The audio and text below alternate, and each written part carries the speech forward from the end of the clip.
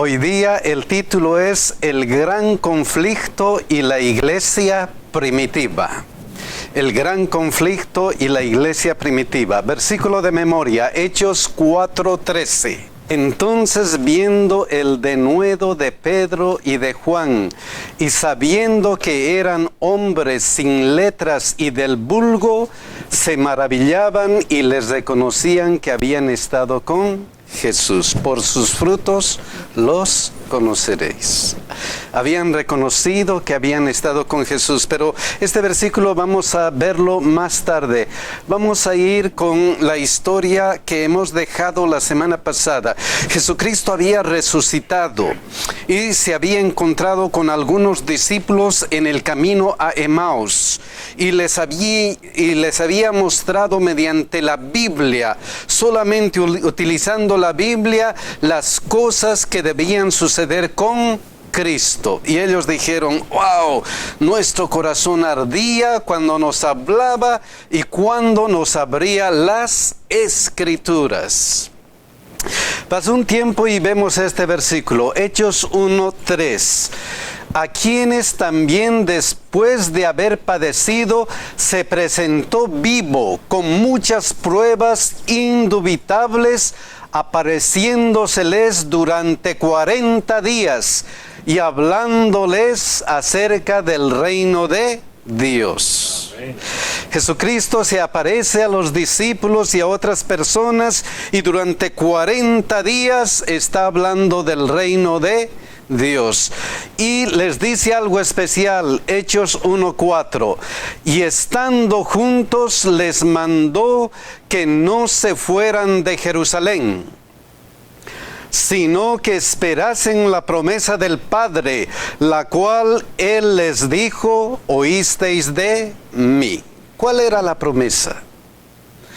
¿Cuál era la promesa que les había hecho antes de sufrir allá en el Calvario la muerte? ¿Cuál era la gran promesa que les había hecho a los discípulos? ¿Cuál era esa promesa? El Espíritu Santo. Efectivamente, miren la promesa, la gran promesa. Juan 14, 16 y 17.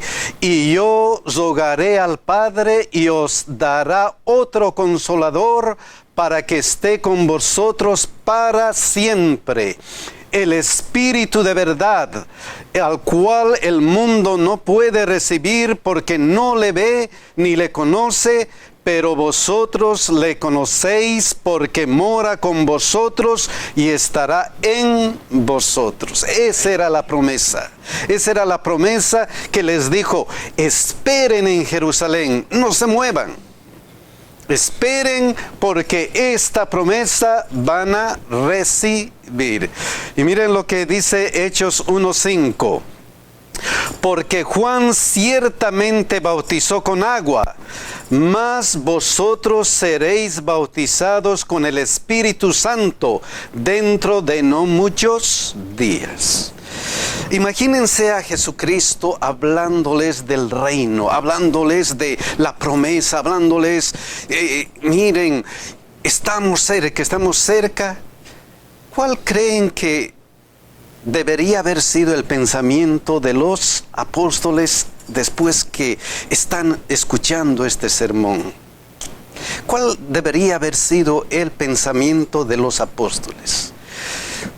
Si nosotros estamos escuchando un sermón de esta calidad, si nos está diciendo Jesucristo: esperen la promesa del Padre, y nos dice: mas vosotros seréis bautizados con el Espíritu Santo, la respuesta natural sería: sí, Señor, dame ese Espíritu Santo, lléname ese Espíritu Santo. Pero miren qué pasó con ellos. Hechos 1:6. Entonces los que se habían reunido le preguntaron diciendo: Señor, ¿restaurarás el reino a Israel en este tiempo? ¿En qué estaban pensando? ¿Estaban escuchando el sermón o estaban pensando: ¿ahora qué? Después que ha resucitado, ¿ahora qué? Wow. Estaban oyendo, pero no realmente estaban escuchando, no estaban comprendiendo lo que estaban escuchando. Su mente estaba en algo temporal que querían recibir. ¿Cuántas veces nosotros hacemos eso? Estamos escuchando la palabra de Dios y de pronto, wow, estoy pensando en otra cosa. Estoy pensando en otra cosa. Qué interesante esta situación. Entonces, la lección dice, a veces tenemos este problema. Tenemos ideas equivocadas. Sí. Y esta era una de las ideas equivocadas que tenían los discípulos.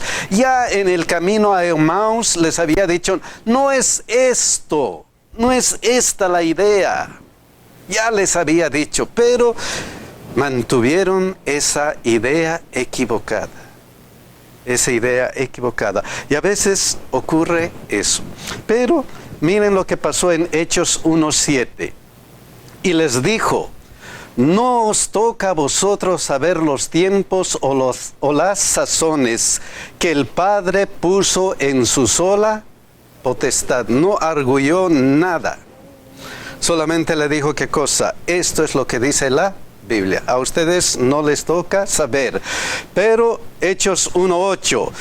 Pero recibiréis poder cuando haya venido sobre vosotros el Espíritu Santo, y me seréis testigos en Jerusalén, en toda Judea, en Samaria y hasta lo último de la tierra. Pero a pesar de esto, a pesar que están con sus ideas todavía un poco más malas, van a recibir el Espíritu Santo. Van a recibir el Espíritu Santo. Y Hechos 1:14 dice, todos estos perseveraban unánimes en oración y ruego con las mujeres y con María, la madre de Jesús, y con sus hermanos. Marcos 9:33 y 34 dice, y llegó a Capernaum, y cuando estuvo en casa les preguntó, ¿qué disputabais entre vosotros en el camino? Mas ellos callaron porque en el camino habían disputado entre sí quién había de ser el mayor. Dos acontecimientos diferentes. ¿Y cuál es la mayor diferencia de estos dos acontecimientos? ¿Qué pasó aquí en Jerusalén? ¿Qué pasó? ¿Y qué pasó antes con los discípulos? Estaban unánimes. Ajá.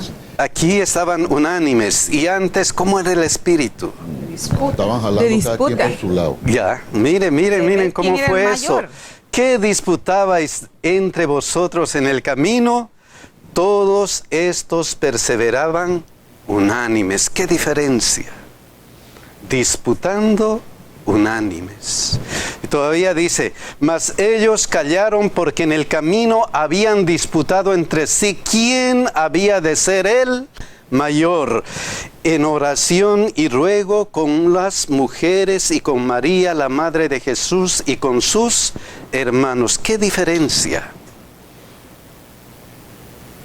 A pesar que momentitos antes habían pensado y habían dicho, ¿será que va a venir el reino de Dios? ¿Será que nos va a librar de los romanos? ¿Qué diferencia? Y la pregunta es, ¿qué es lo que hizo la diferencia? ¿Qué es lo que hizo la diferencia? Cambió en un momento, porque estaban con sus pensamientos en otro lado y, wow, hay que cambiar. Yo pienso que el Espíritu Santo. El Espíritu Santo, dicen, ¿qué es lo que les hizo cambiar? ¿Qué es lo que les hizo cambiar? De esta parte a esta parte, de la anterior parte que todavía estaban pensando, nos va a salvar Jesús de los romanos, a esto, ahora tenemos que estar unidos y en oración. ¿Qué es lo que les hizo cambiar? Miren lo que dice Hechos 1:10. Y estando ellos con los ojos puestos en el cielo, entre tanto que él se iba, he aquí se pusieron junto a ellos 2 varones con vestiduras blancas. El versículo 11, los cuales también les dijeron: varones galileos, ¿por qué estáis mirando al cielo? Este mismo Jesús que ha sido tomado de vosotros al cielo, así vendrá como le habéis visto ir al cielo. Antes de esto, miren qué ocurrió. ¿Qué es lo que les hizo cambiar? La esperanza de que ese Jesús que se fue, vendría otra vez. Wow, la esperanza. Miraron al cielo, dice, y estando ellos con los ojos puestos, ¿dónde? En el cielo. Debían cambiar. Antes hemos visto el versículo que sus ojos estaban puestos ¿en qué? En la tierra. Me va a salvar del yugo romano. Este es el libertador. Aquí está. Pero ahora que mirando los ojos puestos en el cielo. ¿Qué cambio? ¿Qué cambio? Entre tanto que él se iba, he aquí se pusieron junto a ellos 2 varones con vestiduras blancas, los cuales también le dijeron: varones galileos, ¿por qué estáis mirando al cielo? Este mismo Jesús que ha sido tomado de vosotros al cielo, así vendrá como le habéis visto ir al cielo. La esperanza es grande. El mismo Jesús va a venir a librarles. ¡Qué cambio! Y gracias a este cambio de mente, ya no de esta tierra, sino del cielo. Gracias a este cambio, miren cómo estaban. Unánimes en oración y ruego con las mujeres y con María. Tiene que haber un cambio.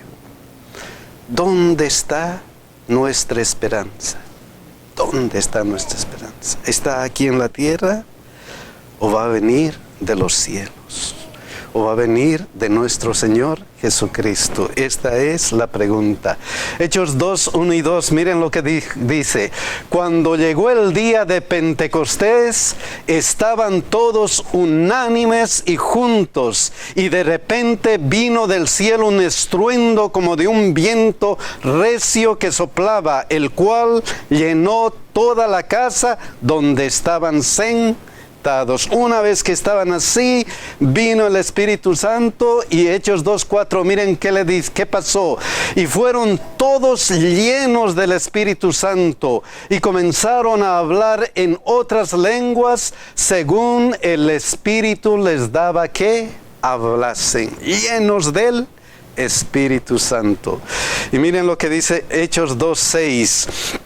Y hecho este estruendo, se juntó la multitud y estaban confusos, porque cada uno les oía hablar en su propia lengua.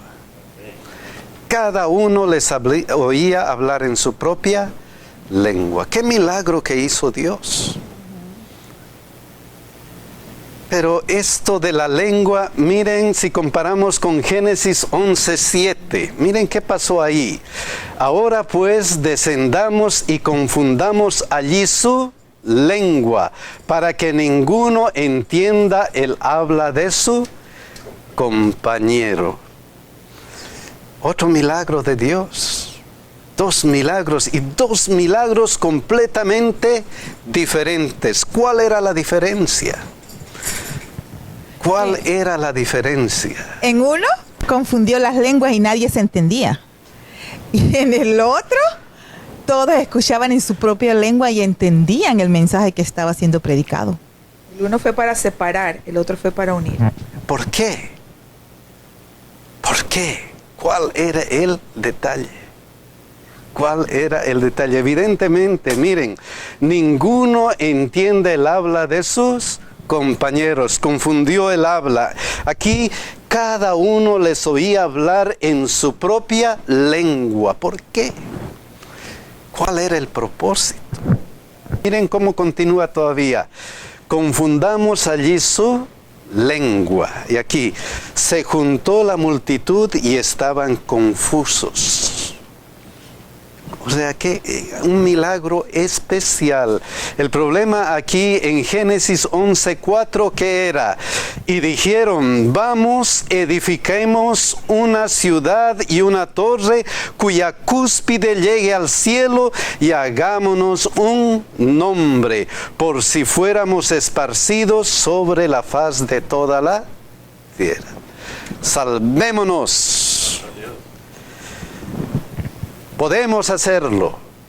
No necesitamos de quién, de Dios, no necesitamos de nada. Solamente nosotros podemos hacerlo. Hagámonos un nombre. Edifiquemos lo que podamos. Esta torre va a ser nuestra fuente de salvación. ¡Qué pena! ¡Qué pensamiento! Yo puedo. Podemos hacer muchas cosas. Dios nos ha dado la capacidad de poder hacer grandes cosas. Pero si nuestra mente está unida a la mente de Dios, eso es omnipotente. En cambio aquí, yo puedo, por mí mismo. Vamos a ver Hechos 2:12. En el otro caso, y estaban todos atónitos y perplejos, diciendo unos a otros, ¿qué quiere decir esto? ¿Qué quiere decir esto? Es que el encuentro con Jesús siempre nos hace hacer preguntas. ¿Qué pasa? ¿Qué quiere decir esto? ¿Qué quiere Dios de mí? En otras palabras, ¿qué quiere Dios de nosotros? Al hacer esto, al escuchar en mi idioma, propia lengua. En mi propia lengua, hay algo está ocurriendo. Entonces, ese era el propósito. Imagínense este propósito. El primero, yo puedo salvarme. El segundo, ¿qué cosa? Dios quiere algo para ti. Dios quiere algo para ti. Vamos a continuar con Hechos 2:37. Al oír esto, ¿qué cosa? Se compungieron de corazón y dijeron a Pedro y a los otros apóstoles, varones hermanos, ¿qué haremos? Ese era el propósito. ¿Qué quiere decir esto? ¿Qué haremos? ¿Qué voy a hacer ante este milagro de Dios? ¿Qué voy a hacer? Y esa es la pregunta que debemos hacernos continuamente. ¿Qué voy a hacer, Señor? Tanta bendición, tanto amor, tanto cuidado, tanto que haces por mí. ¿Qué voy a hacer, Señor? ¿Qué quieres que haga? ¿Qué haremos? Hechos 2:38 y 41. Miren lo que dice. Pedro les dijo, arrepentíos y bautícese cada uno de vosotros en el nombre de Jesucristo para perdón de los pecados, y recibiréis el don del Espíritu Santo. El versículo 41, así que los que recibieron su palabra fueron bautizados y se añadieron aquel día como 3,000 personas. ¡Qué poder! Amén. ¿Qué resultado? Estaban unidos y en oración. Miro aquí era como la cosecha estaba lista. Ya estaba lista para hacer, ya estaba todo listo para recoger la cosecha. Lo único que les faltaba a ellos es lo que recibieron en ese momento, cuando estuvieron unánimes en oración, cuando todo era para uno solo, cuando estaban totalmente humildes y humillados ante el Señor. El Espíritu Santo los capacita y se viene y se da toda la obra, se recoge toda la cosecha. Wow. En un momento les faltaba algo. ¿Qué nos hace falta a nosotros para que pase lo mismo en nuestra iglesia? Para que el Espíritu Santo nos use. ¿Qué pregunta? Entonces tenemos que dejar que el Espíritu Santo actúe en nosotros. ¿Ok? Vamos a ver con Hechos 4, 1 y 2. ¿Qué pasó luego?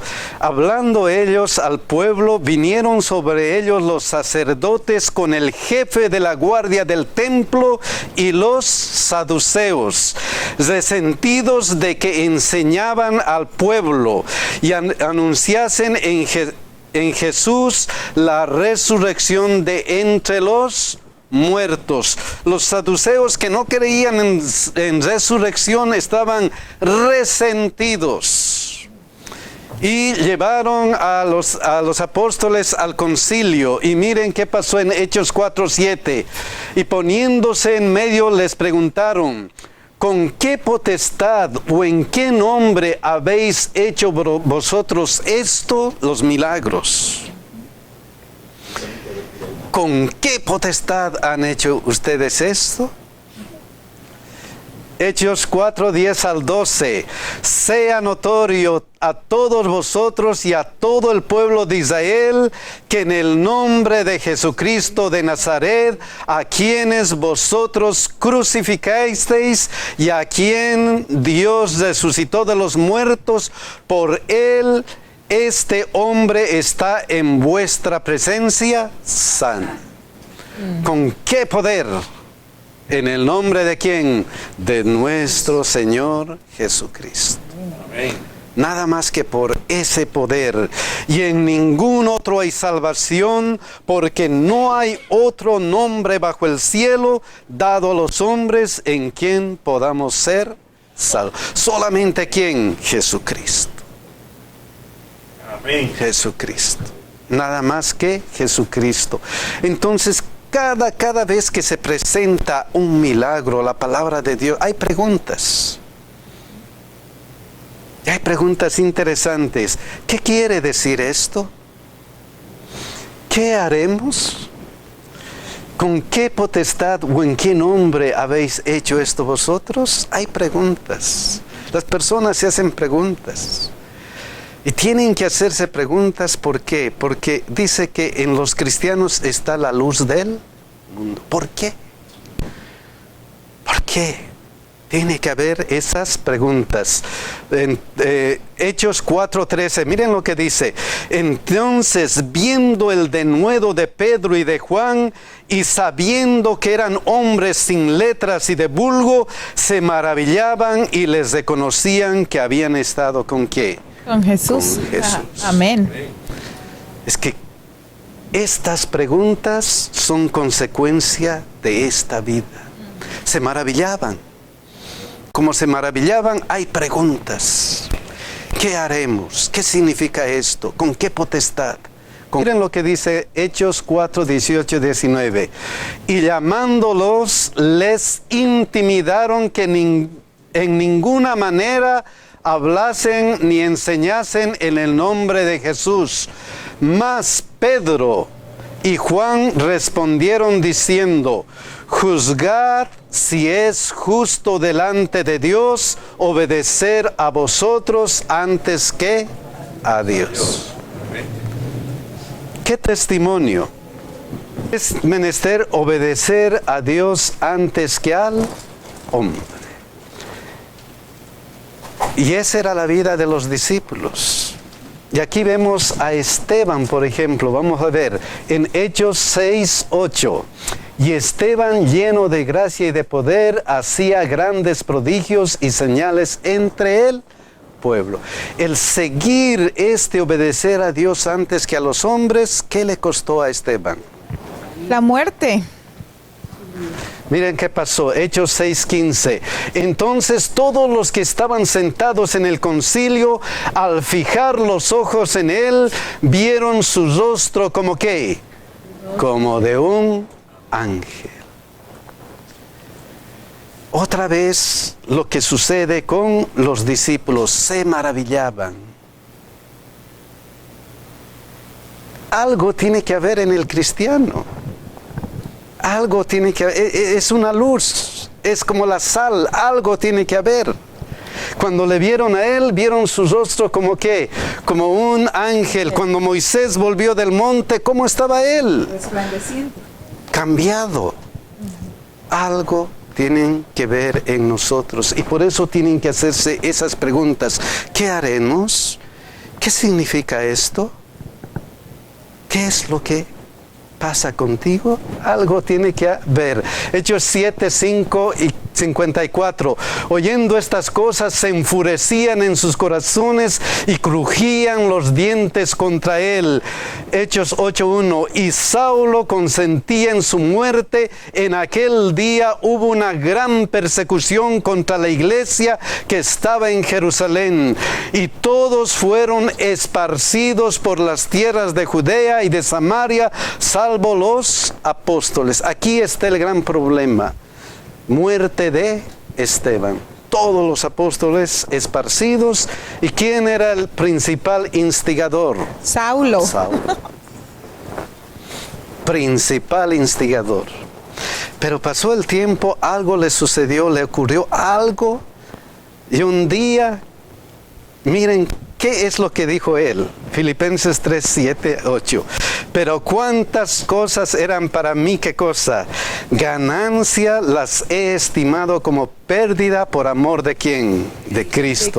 Y ciertamente aún estimo todas las cosas como pérdida por la excelencia del conocimiento de Cristo Jesús, mi Señor, por amor del cual lo he perdido todo y lo tengo por basura para ganar ¿a quién? A Cristo.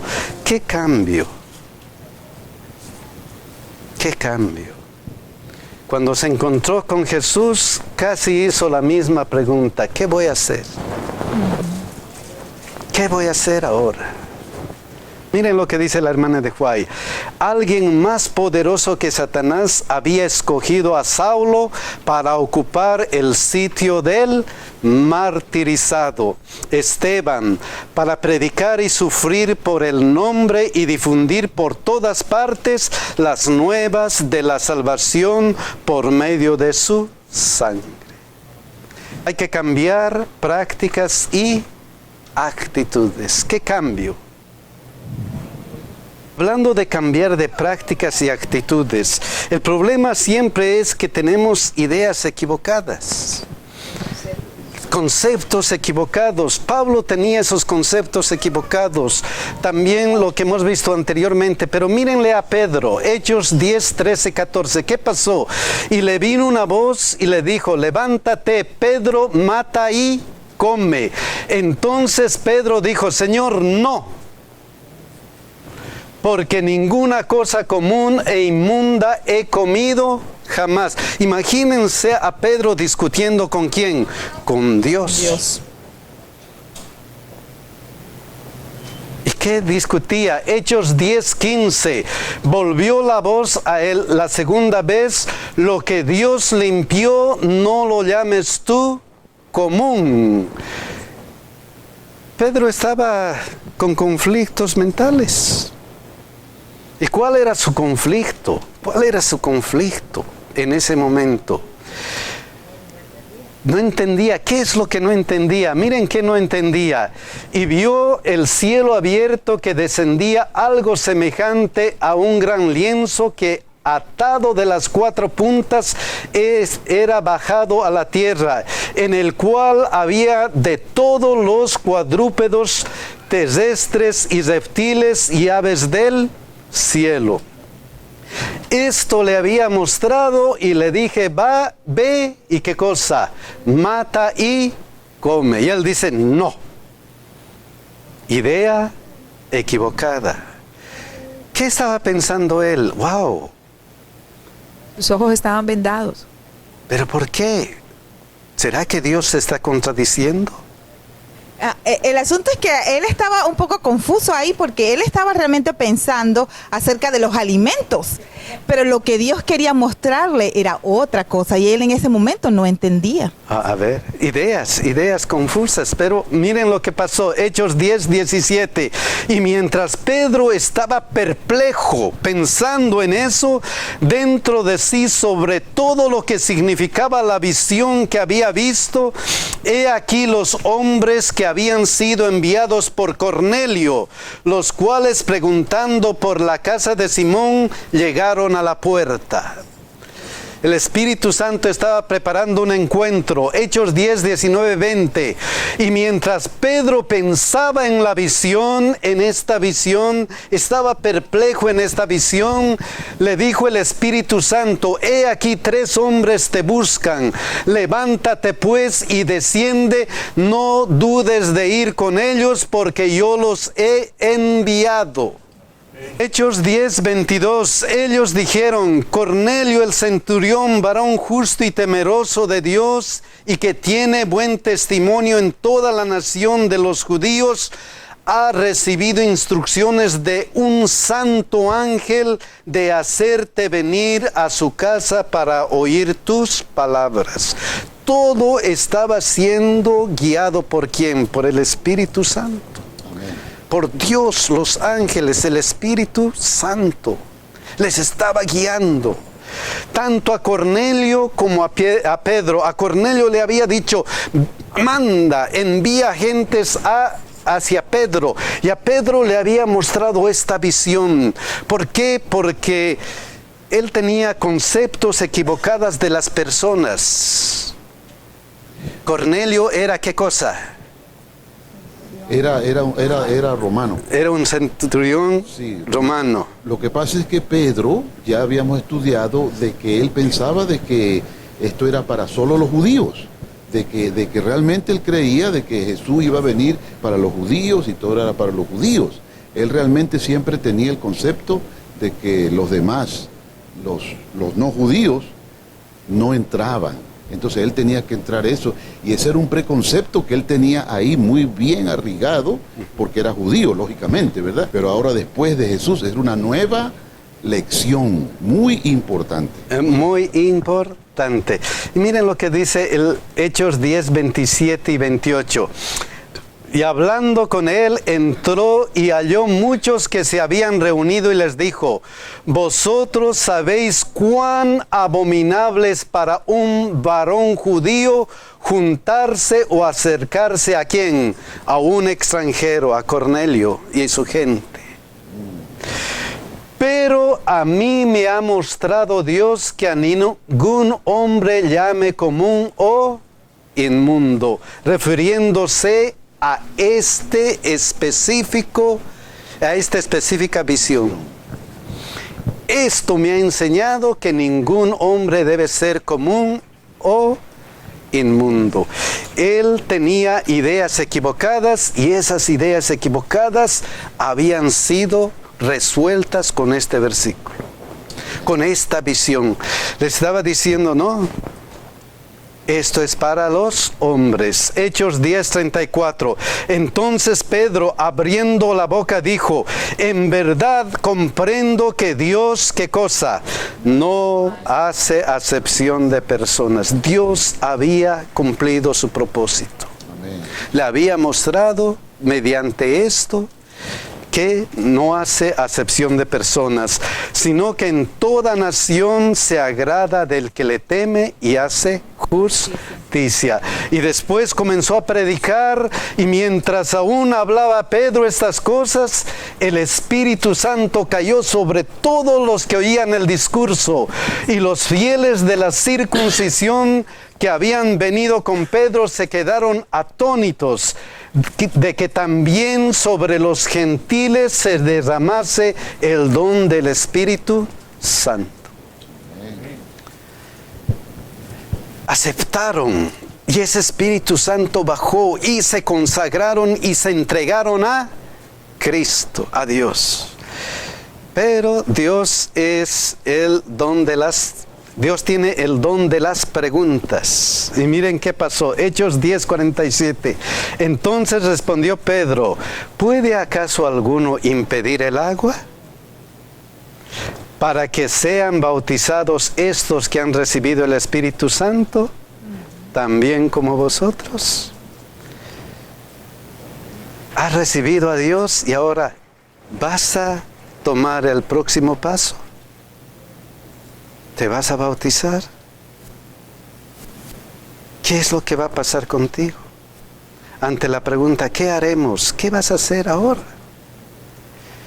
He escuchado, he recibido a Dios como mi Salvador personal, ¿y ahora qué? ahora qué? Ojalá que Dios me ayude a hacer decisiones para vida eterna. Amén. Que Dios nos bendiga y nos cuide.